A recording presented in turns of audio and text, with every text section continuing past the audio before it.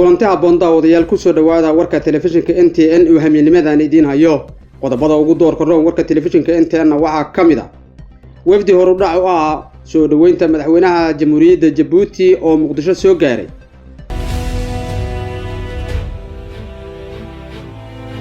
madaxweynaha dowlad goboleedka Koonfur Galbeed Cabdicaziz Laftagareen uu magacaabay wasiiro cusub golaha wakiilada Somaliland oo cod aqlabiyada ku ansixiyay 3 xubnood oo kamid noqonaya guddiga diiwaangelinta axsaabta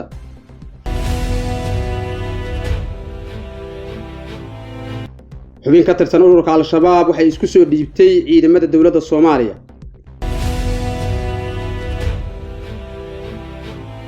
wasiirkii hore ee gaadiidka iyo duulista hawada Soomaaliya Mr. Omar wuxuu tala cajiib u soo jeediyay madaxweyne Xasan Sheekh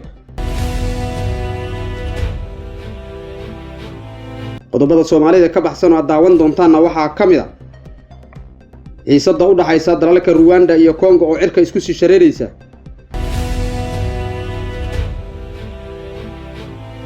kooxo hubaysan oo nin muwaadina ku gubay nolosha qodobadaas iyo qodobadii kale ee nagu soo kordhay ayaa warkeena ku daawan doontaan ee u diyaar garooba daawadayaal hagaag waa 6 bishii 6 sanada 2022 ku soo dhawaada warkii NTN TV oo faahfaahsan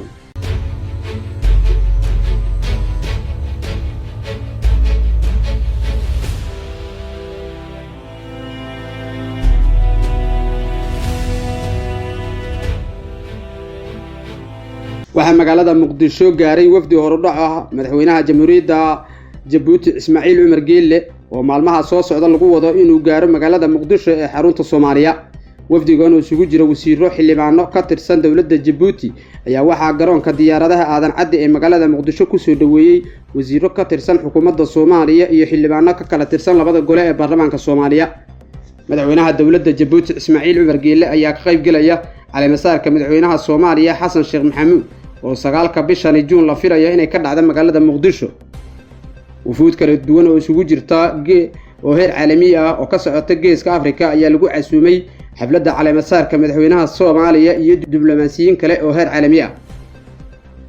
waxaana hadda socda qabanqaabadii u dambeysay ee xafladda caleemasaarka madaxweynaha Soomaaliya Xasan Sheekh Maxamuud taasi oo ka dhici doonta magaalada Muqdisho maxkamadda ciidamada qalabka sida qaybta 27aad waxa ay maanta xukunno kala duwan ku riday 4 askari oo ka kala tirsan ciidamada xoogga iyo nabad sugidda Soomaaliya kuwaasi oo lagu helay dambiyo isla markaana baaritaano lagu sameeyay kadib go'aankan la gaaray askarta maanta la horgeeyay kiiskooda maxkamadda ayaa lagu helay inay ka geysteen degmada Doolow falal isugu jira dil iyo dhac maxkamadda ciidamada qalabka sida qaybta 27aad ayaa maanta waxa ay xukun ku riday askartaasi waxa ay dil toogasho ah ku xukuntay dabla Nisa Bukhari Ahmed Maxamuud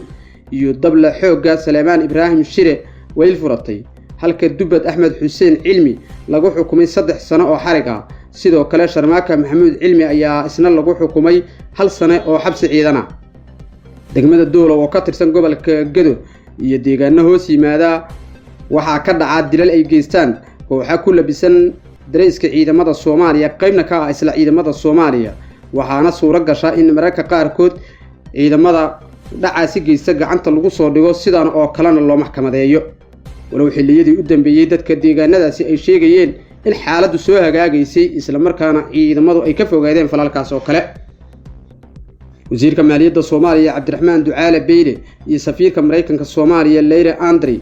ayaa ka wada hadal ka yeeshay dib u habeynta dhaqaalaha Soomaaliya Beyle wasiirka maaliyadda Soomaaliya ayaa qoraal ku daawacay bartiisa Facebook ku sheegay wuxuu ku yiri waxa aan maantay Muqdisho kulan kula yeeshay wax ku oola safiirka Mareykanka Soomaaliya Danjire Leire Andre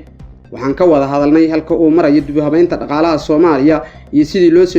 loo sii xoojin lahaa guulaha laga gaaray dib u habeynta Soomaaliya dhaqaalaha Soomaaliya sidoo kalena ay uga faa'iideysan lahaayeen dadka Soomaaliyeed Mareykanku wuxuu si weyn u taageeray dib u habeynta dhaqaalaha oo muddooyinkii u dambeeyay ahaa mid soo hagaagaya taliska qaybta 6aad ee ciidanka xoogga dalka Soomaaliyeed ayaa maanta magaalada Baydhabo ku soo bandhigay mid ka mid ah ururka Al-Shabaab oo lagu magacaabo Cabdiraxmaan Baraka Xasan magaciisa afgarashada ahna lagu sheegay Lugooyo waxa uu isku soo dhiibay ciidanka xoogga dalka Soomaaliyeed. Cabdiraxmaan ayaa kooxda Al-Shabaab sida la sheegay u qaabilsanaa jamhadeynta waxa uuna ku jiray muddo 3 sano ah isaga oo dagaalo dhowr ah oo ka dhacay deegaanada gobolka Bay hoos yimaada ka qayb qaatay. waxa uu sheegay in sababta ku kaliftay inuu isaga soo baxo Al-Shabaab ay tahay dhibaatooyinka nolosha ah iyo dhibaatooyinka kale ay ummadda Soomaaliyeed ku hayaan. Cabdiraxmaan ayaa saaxiibadiisa kale kula dardaarmay inay isaga soo baxaan kamid ahaanshaha kooxaha nabadiidka ah isagoo ugu baaqay in ay noloshu taalo dawladda xaggeeda iyo nidaamka. wasiirka hore ee gaadiidka iyo duulista hawada xukuumadda Soomaaliya Maxamed Cabdullaahi Salaad Omar ayaa madaxweynaha Soomaaliya ugu baaqay inuu yareeyo tirada xildhibaanada ah ee ka mid noqonaya golaha wasiirada. wasiirka hore ee gaadiidka iyo duulista hawada Soomaaliya ayaa sidoo kale sheegay in loo baahan yahay in madaxweynaha iyo ra'iisul wasaaraha uu soo magacaabaya ay yareeyaan tirada wasiirada. waxaa jira xildhibaano wasiir ah oo 5 sano ay la soo dhaafay meesha fadhiyay waxa ay qabteenna aana jirin kaliya inay dawladda ka difaacaan gudaha baarlamaanka mooye ayuu yiri wasiir Omar waxa uu sheegay xukuumaddii uu ka tirsanaa oo ahayd ku dhawaad 70 wasiir inay ku jireen wasiiro aan khibrad iyo aqoon badan lahayn oo laga soo xulay baarlamaanka. waxa uu sheegay in ujeedadii loo soo xulay ay ahaayeen kaliya inay baarlamaanka mooshinadooda ka difaacaan isla markaana waxa uu sheegay in wasiiradaasi ay ahaayeen kuwa aan la taaban jirin iyaga oo sida uu sheegay looga cabsi qabo in ay mooshin keenaan haddii la taabto boosaskooda. Omar wuxuu ka mid ahaa golihii wasiirada xukuumaddii Khayre iyo Rooble balse Febraayo 2021 ayuu iska casilay xilka wasaaradda shaqada iyo arrimaha bulshada oo loo bedelay markaasi isaga oo ahaa wasiirka gaadiidka iyo duulista hawada. lama oga talooyinka ay ka mid tahay taladan Omar ee Xasan Sheikh loo soo jeedinayo siday u dhaqan gali doonaan. golaha wakiilada Soomaaliland ayaa cod aqlabiyad ah ku ansixiyay 3 ka mid noqonaya guddiga diiwaangelinta ururada kadib markii madaxweynuhu uu dib u soo celiyay 3daas xubnood oo horay u waayay kalsoonida xildhibaanada golaha wakiilada Soomaaliland.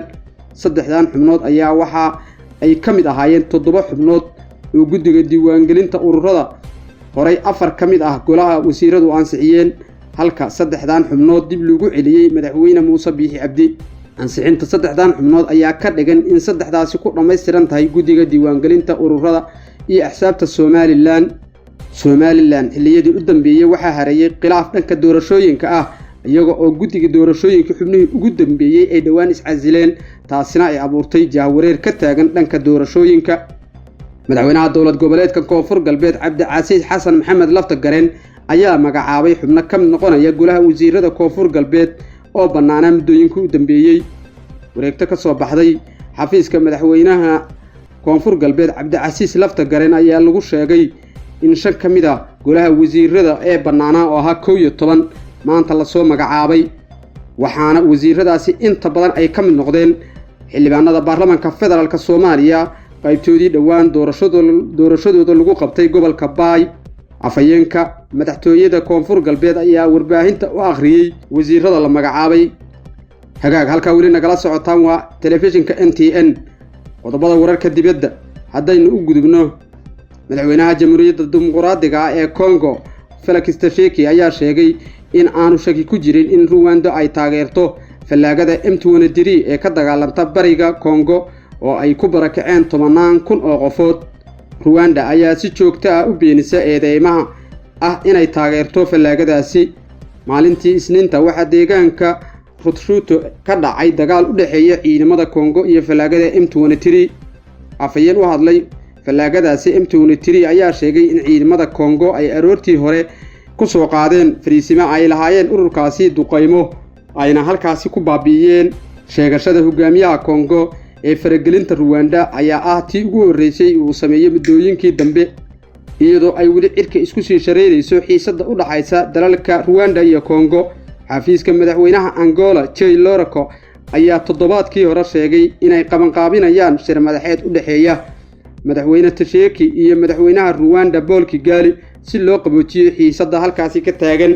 labada dal oo daris ah waxay isku eedeeyaan isku hubaynta kooxaha.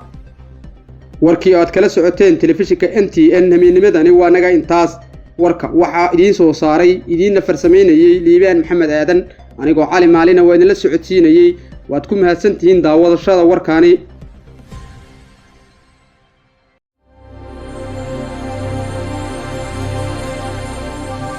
NTN TV.